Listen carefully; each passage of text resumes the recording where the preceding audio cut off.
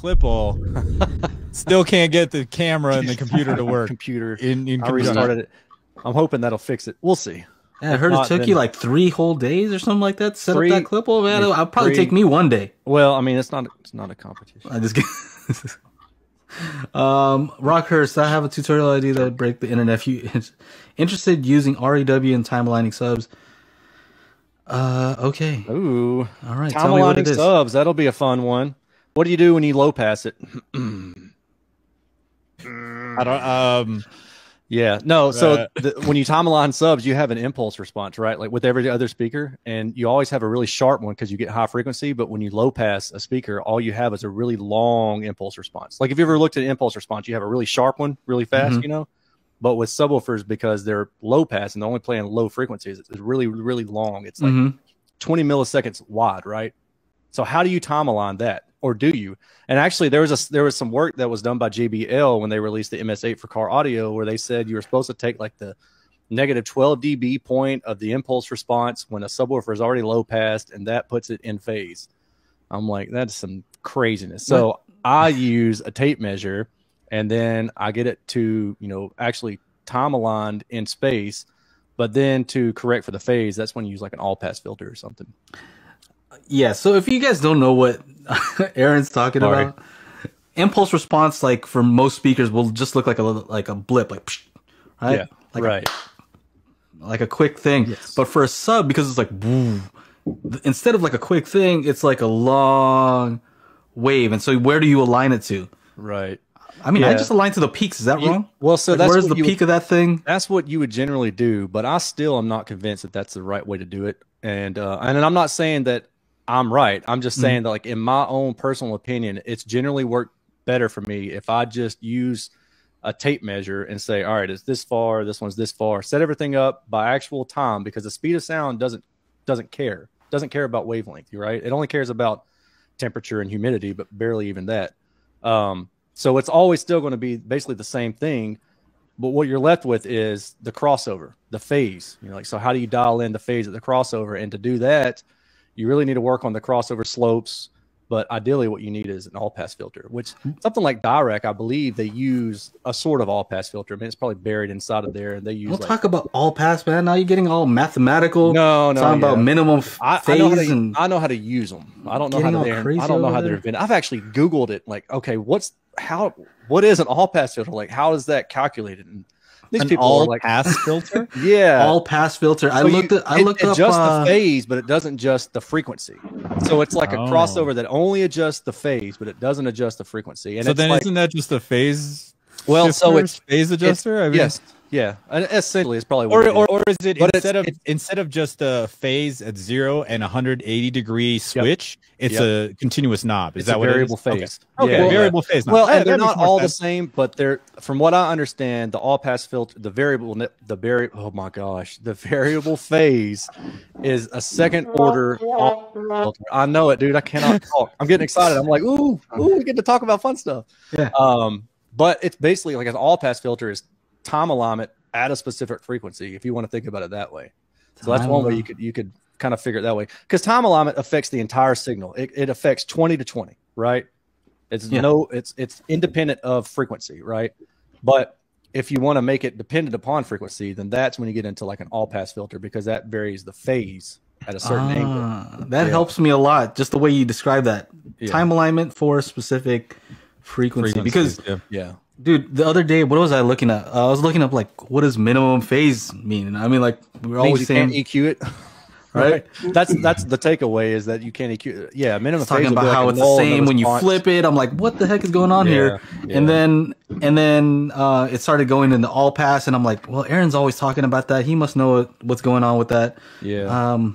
That's just beyond me. Some of this stuff in car audio, like it's absolutely necessary. I mean, a whole lot of home audio, well, not home audio, but pro audio DSPs have it built into them. You know, even like I've got an old Rane RPM 88. It's from like the early 2000s, and it has all pass built into it, I believe. Well, but anyway, when you use like a normal EQ, when you start adjusting that, it starts messing up the phase. Or that messes the frequency response and the phase. So that adjusts the frequency and the phase. And ideally, what you don't want to do is let's say that you want to mess with 80 hertz, but you don't want to, you know, plus or minus it EQ wise. You just want to try to do something to the phase to get the integration better. So that's kind of what an all pass filter is trying to do there. So question about your method about measuring distance though, right? Because some of the subs that we're using in home theater have DSP that have 7 millisecond delay, which is equivalent to, I don't know, whatever distance that is. You know, you multiply that out. So that's true. It's almost like the physical distance wouldn't be accurate in that case. Yeah, no, that's absolutely true. So then something like REW and a loopback method, or there's Home Impulse, I think is the name of the software. I've never used it, but yeah. Yeah, I think that one has a different way where you don't have to have a loopback. So a loopback is like whatever you're sending out will come back in. So it's a time reference. So like if you send a signal out to your speakers, it also goes back into your sound card. So it says, hey, I know when I sent this out, I know when the signal came back in. And then however long that distance is from the signal going back into the sound card and coming from the speaker to your microphone, it knows that like that's the time for the sound to travel from the speaker to the microphone. Does that make sense? So, or you can use the other timing reference where it just uses like one of your speakers. Right. Yeah. So it'll play a sound from your center speaker, and then it does that, and it knows how long it sent out the next signal, and then you can see how long it took for your sub to respond. That would actually be better, I think, for what most people are trying to do. You know, I've never actually used that. I know that it's available, but I've never used it. Yeah, I use that sometimes. And the other thing, would you say that when you're trying to time align a sub, the most important thing would be to align it at the crossover point? Is that safe?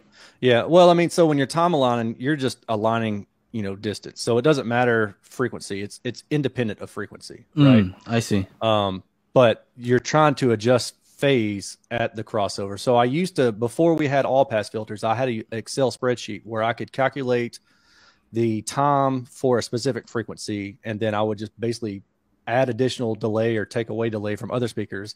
So I would essentially affect that frequency at a specific phase angle. But now you don't need that anymore. So, you know, you got phase adjustments with all these DSPs and stuff like that. So I'll be interested in a video like that. Like how do you blend your sub properly? You know, just so it's not canceling out at the crossover. You don't want that to happen. Well, and the other problem is like when you're in a room, like, okay, is this the room or is this my crossover? You know, so then you got to do a lot of trial and error, I think. Yeah. So we spent a little time on that, but we still need to spend more because that's a good question. I'll tell you, if it weren't for car audio, I wouldn't have a clue what any of that stuff is, though, because I mean, car audio, you got to know if you want your sub to sound right. And you know, it's amazing. Like, it makes such a huge difference once you have that dialed in. Dude, it's like, night and day. Yeah, when your sub is right at the crossover point, it's like, oh wow, there it is. You know, but you don't know until you get it. Like people were like, oh, I've got everything set up properly, and I'm always in my head. I'm like, but do you? Like, how do you know? You know? Do you really? Do you really? Do you know? He's saying that the beta version of REW has it. I have the beta version. I'll check it out. I've got the beta version because if you look over this shoulder, I've got the UMic X. So you have to use the beta version with the UMic X. I don't think you can use the UMic X with a released, like an official release version. Right. Which I use the heck out of that UMic X. I kind of gave it like so-so review initially, but now I've been using it like crazy, and I'm like, maybe I should do a follow and be like, okay, maybe I shouldn't have said it wasn't all that great because I use this thing all the time now. Shout out.